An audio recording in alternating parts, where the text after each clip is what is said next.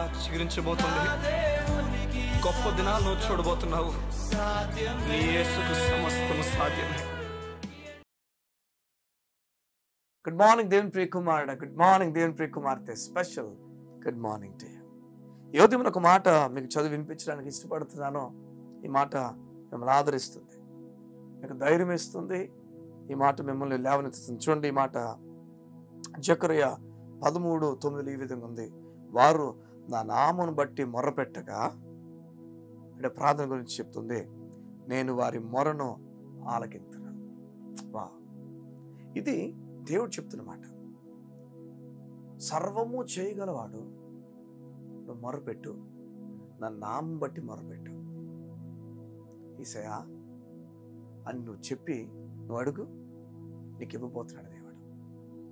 మన కోరికలను దేవుడు సఫలపరచడానికి ఇష్టపడుతున్నాడు.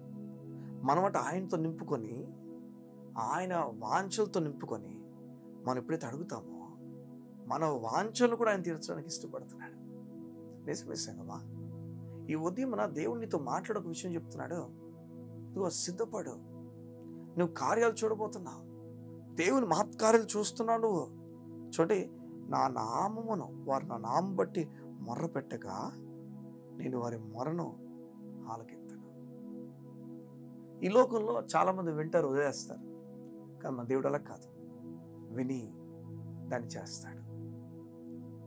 నీ కార్యాలన్నీ కూడా సఫలపరచబోతున్నాడు. నీ మొర ఆయన వింటాడని చెప్తున్నాడు.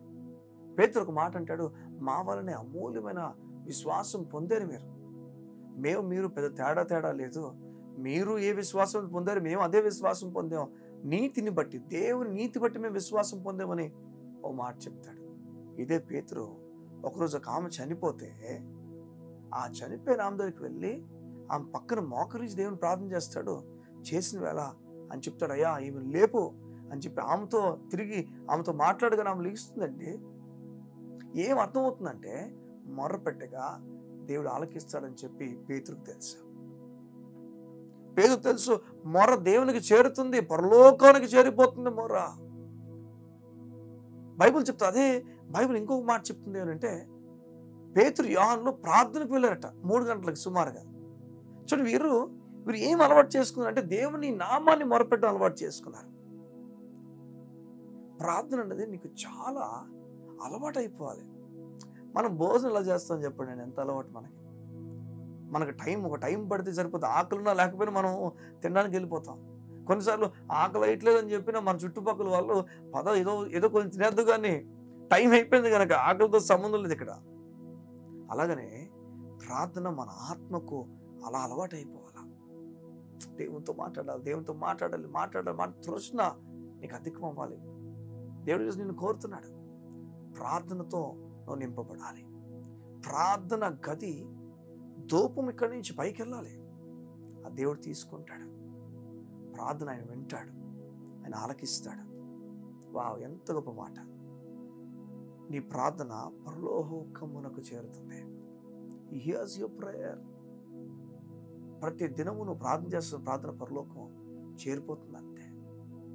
కొంతకు మనం ఫోన్ చేస్తాం, నా బాధ వినయ్యా, నా కష్టం వినయ్యా, నేను ఎంత ఇబ్బంది పడతాను వినయ్య అంటే, మీకు చెప్పిన వారు విని మధ్యలో ఫోన్ ఇంకొకరికి ఇచ్చి వెళ్ళిపోతారు వాళ్ళు. లేకపోతే మ్యూట్లో పెట్టి అక్కడ పెట్టేసి వెళ్ళిపోతారు. మనం తిరిగి అంటాం, అయ్యో హలో అంటే, ఆ తర్వాత కొంచెం సేపు అయిన తర్వాత అయ్యో అని చెప్పేసి మొత్తానికి వాళ్ళు ఏదో మాట్లాడేసి దాన్ని కవర్ చేసేస్తారు. నీ మొరను వినడానికి లోకం సిద్ధంగా లేదు.